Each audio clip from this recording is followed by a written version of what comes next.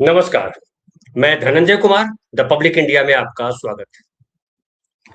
Narendra Modi ji Italy गए, कहा गया कि वो मेलोनी ने उनको निमंत्रण दिया था, इसलिए वो इटली गए और उद्देश्य था ये कि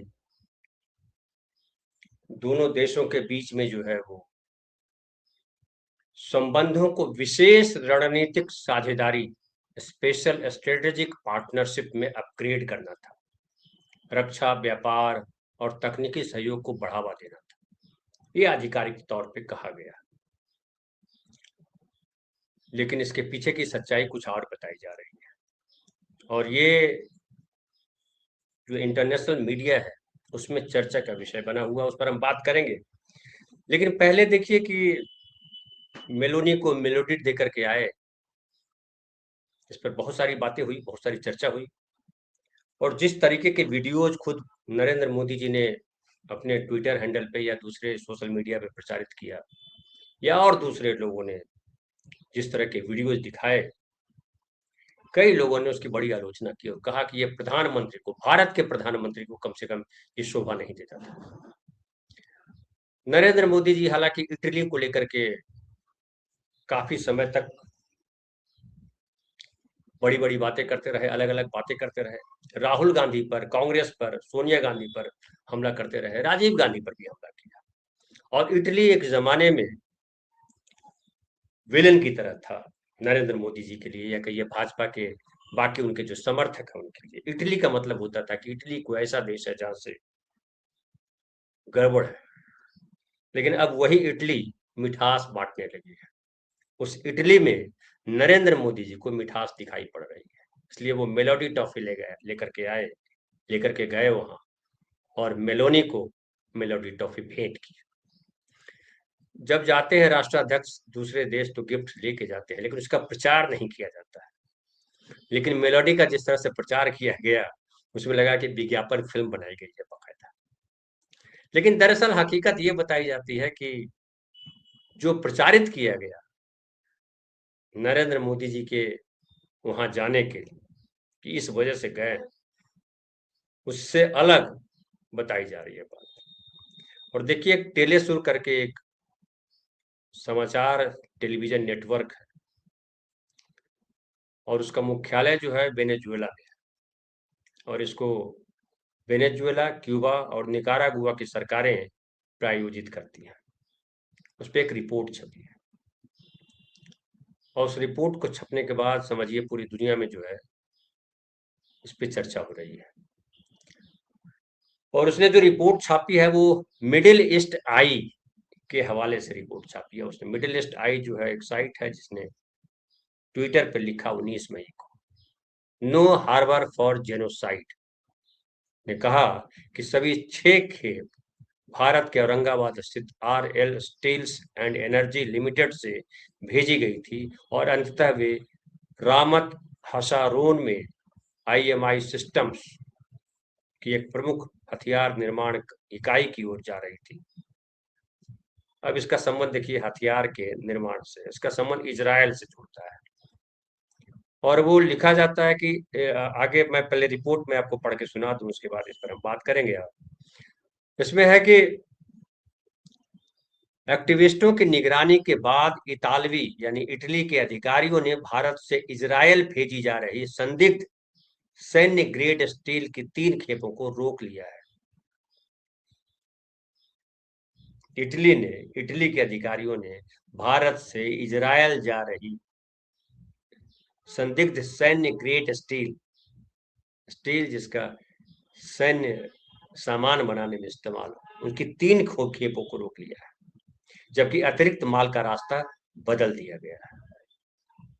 18 मई को मिडिल ईस्ट आई की रिपोर्ट के अनुसार इतालवी अधिकारियों ने यानी इटली के अधिकारियों ने 3 ऐसी खेपों को रोक रखा है जिन पर भारत से इजरायल तक सैन्य ग्रेड स्टील ले जाने का संदेह है।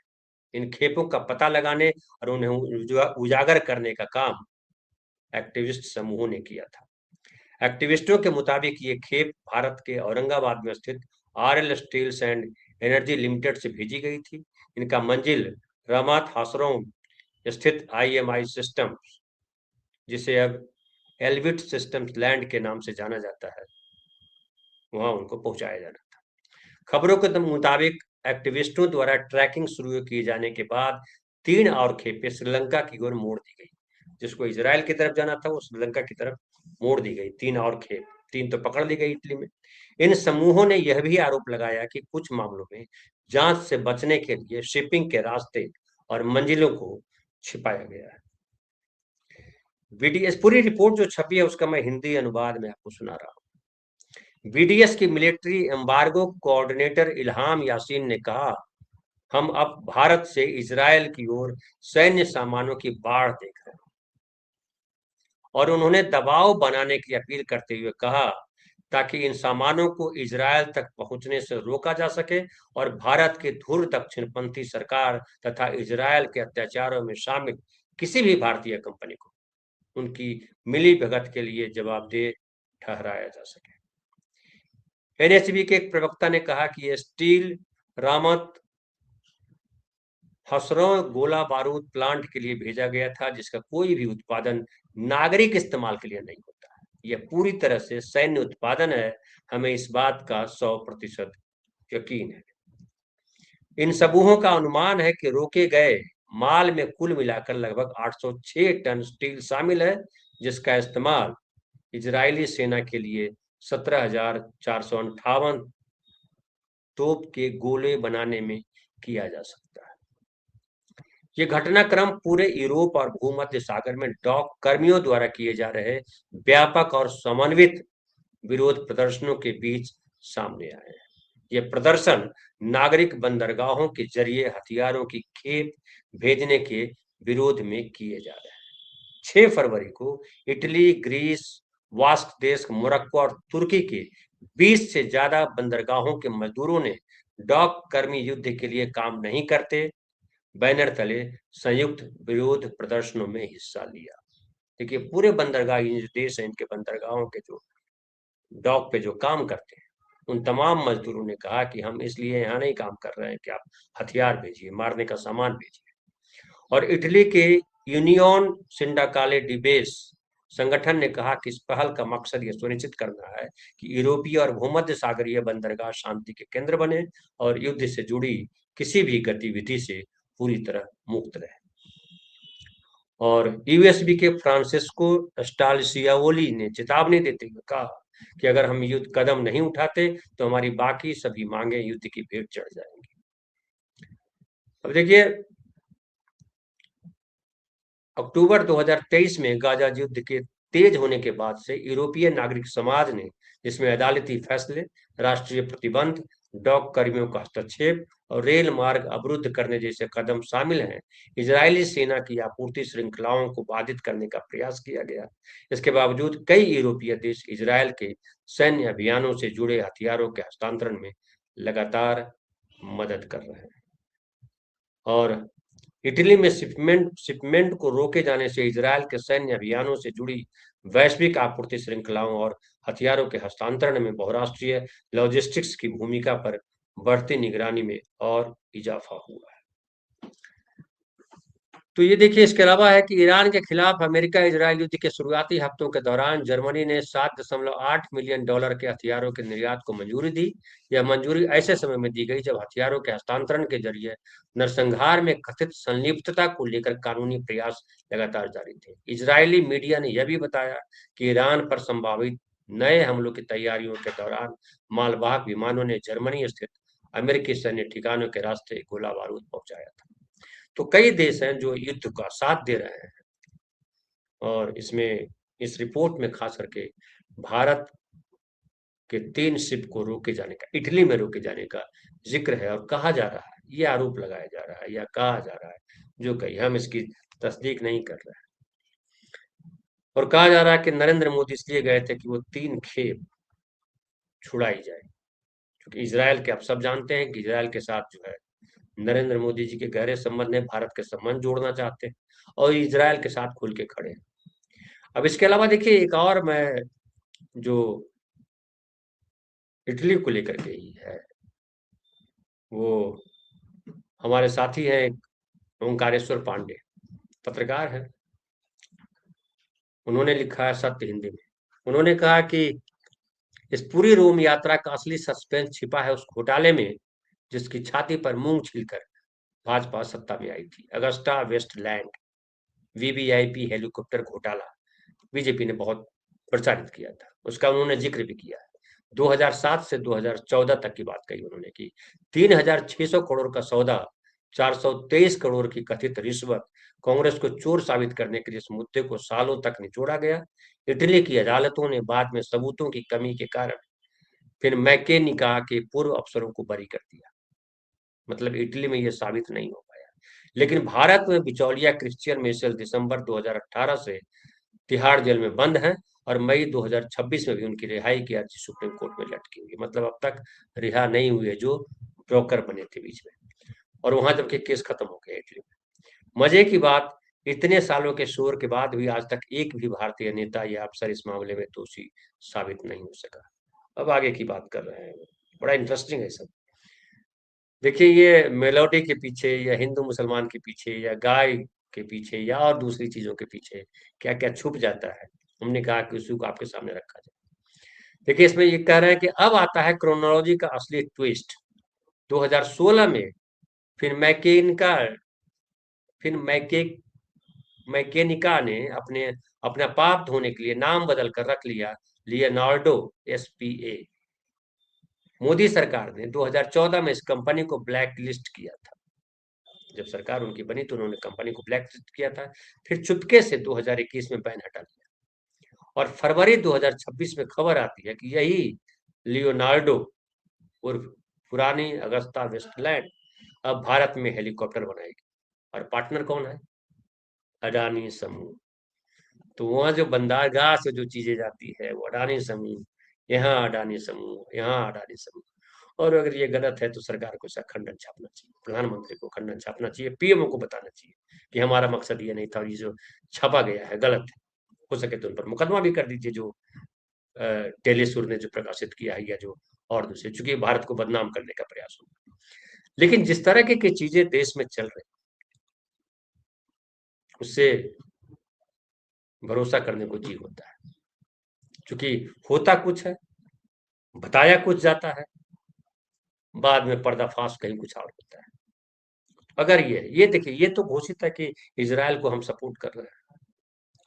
नरेंद्र मोदी जी इजराइल यात्रा पर गए, 2 दिन के बाद युद्ध शुरू हो गया और उस युद्ध में ईरान के बड़े नेता खामेनेई मारे गए, उनके साथ और कई नेता मारे गए। आईआरजीसी जो है उसके कई कमांडर्स मारे गए, 268 बच्चियां मारी गई, स्कूल की लड़कियां मारी गई। लेकिन नरेंद्र मोदी जी ने कहीं उसकी निंदा नहीं की। भारत सरकार के कुछ अधिकारी बाद में निंदा करने गए भी, तो बहुत बाद, बहुत आलोचना के बाद, लेकिन नरेंद्र मोदी जी ने कुछ नहीं बोला। जबकि सब जग जाहिर है कि ईरान के साथ भारत के गहरे संबंध रहे। ईरान ने हमेशा भारत की मदद की, खास करके जो खामेनेई और खुमैनी की सरकार बनी उसके बाद, राजवंश समाप्त हुआ उसके बाद। लेकिन गड़बड़ कर दिया जाता है कि जो जो इटली, जो वहाँ राजवंश थे, जो पहलवी की सरकार थी इटली में, ये क्षमा करेंगे, ईरान में, तब वो भारत विरोधी थे। अभी वही पहलवी जो है अमेरिका में है और अमेरिका उन्हीं को स्थापित करना चाहती है। नरेंद्र मोदी जी उसी के साथ खड़े दिखाई पड़ते हैं, वो चाहे ट्रंप हो चाहे इजराइल हो। लेकिन खुमैनी और खामेनेई की जो सरकार जब आई तो हमेशा उसने हिंदुस्तान का साथ दिया, हिंदुस्तान को तेल भी दिया। जब प्रतिबंध लगाए गए थे मनमोहन सिंह के समय, तो रुपये में हमें तेल दिया। बहुत बार कहा जा चुका है, फिर भी हमने दोहरा दिया, क्योंकि याददाश्त हम लोगों की कमजोर होती है। बावजूद इसके नरेंद्र मोदी जी ने ईरान का साथ नहीं दिया। ईरान का साथ देने का मतलब निष्पक्ष भी नहीं रह सके, उन्होंने सीधा सीधा इजराइल का पक्ष लिया। जबकि भारत की नीति हमेशा ये प्रो इजराइल नीति नहीं रही, हमने फिलिस्तीन को हमेशा शिकार माना। और वाजपेयी जी तक ने कहा था कि जो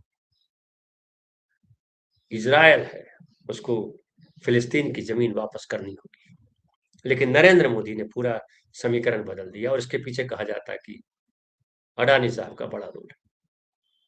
और कई बार नरेंद्र मोदी पे आरोप लगे हैं कि वो अडानी की वजह से अलग-अलग देशों की उन्होंने यात्राएँ की और क्या-क्या हुआ।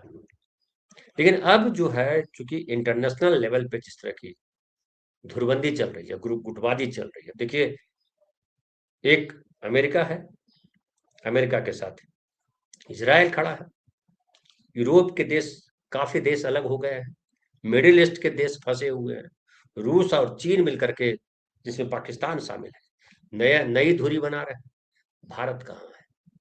तो कह सकते हैं कि भारत इज़राइल के साथ है।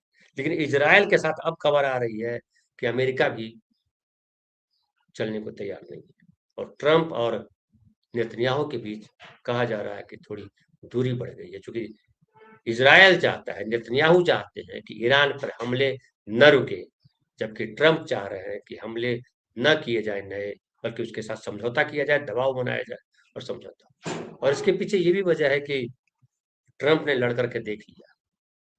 ईरान का नुकसान तो हुआ, लेकिन ईरान झुका नहीं, अभी भी उसकी अपनी शर्तें हैं।